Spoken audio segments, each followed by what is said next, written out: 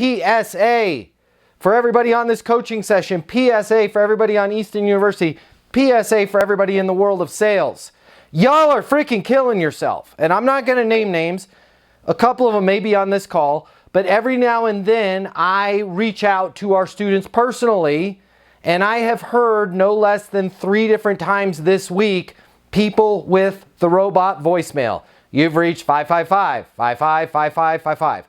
What the hell are you guys doing? I'm just going to, sobering moment. What the hell are you doing? You're investing in your coaching. You're spending time on these calls. You're working with your deals, and you haven't taken the time to record a custom email on your phone.